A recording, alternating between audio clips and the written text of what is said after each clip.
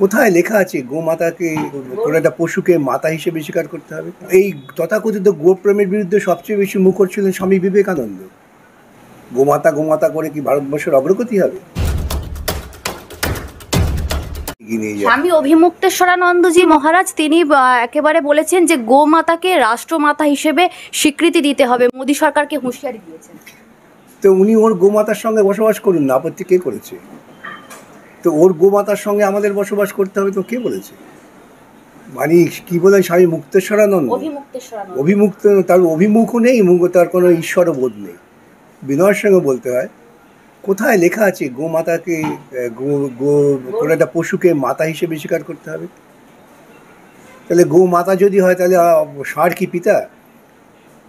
তিনি বলবেন আমার ষাঁড় পিতাকে রক্ষা করতে হবে, এরপর কেউ এসে বলবে আমার মামাকে রক্ষা করতে হবে, হনুমান। এগুলো কি সুস্থ মানুষের কথা?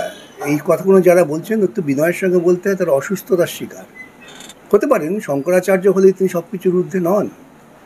যে কোনো মানুষই এই তথাকথিত গোপ্রেমের বিরুদ্ধে সবচেয়ে বেশি মুখর ছিলেন স্বামী বিবেকানন্দ। তো স্বামী বিবেকানন্দ করে কি বলবেন ধর্মবিরোধী? সুতরাং যারা ধর্ম করেন তাদের কাছে আমার অনুরোধ, যে ধর্মের আপনারা কথা বলছেন সেই ধর্মের মূল মর্মবস্তুটা উপলব্ধি করুন। এর কথায় তার কথায় কেন, উপলব্ধি করুন। কোন ধর্ম এই রকম শিক্ষা দেয় যা একজন মানুষের প্রতি ঘৃণা তৈরি করতে সাহায্য করে? কিন্তু ওরা তো করছে না। একমাত্র ধর্ম সবার ওপর মানুষ সত্য, তাহার ওপর নাই। এটা সে মুক্তেশ্বরানন্দ হন বা শঙ্করাচার্য হন বা যেই হন না কেন, এই তত্ত্বের বিরুদ্ধে কথা বলার সাহস তাদের আছে। মানুষকে অসম্মান করা, এটা কোন ধর্ম? সোশ্যাল মিডিয়া একটা ভিডিও ভাইরাল হয়েছে যেখানে দেখা যাচ্ছে একজন মুসলিম ব্যক্তি যার মাথায় টুপি রয়েছে, দাড়ি রয়েছে, এই দেখে কয়েকজন একেবারে ছোট ছোট শিশু, একেবারে বালক বলা চলে, তারা একজন মানে বাবা বয়স্তুল্য বা দাদু বয়স্তুল্য তাকে নানা রকম কটাক্ষ করছে, মন্তব্য করছে, তার উপর রীতিমতো একেবারে আগ্রাসী মনোভাব ছুড়ে দিচ্ছে। এইটাই তো হচ্ছে যে এই সমস্ত ধর্ম প্রচারকরা, এই সমস্ত ধর্ম নিয়ে যারা মাতামাতি করেন, তারা কোন ভারতবর্ষ তৈরি করতে চাইছেন? মধ্যযুগীয় ভারতবর্ষ নাকি দ্বাবিংশ শতাব্দীর ভারতবর্ষ?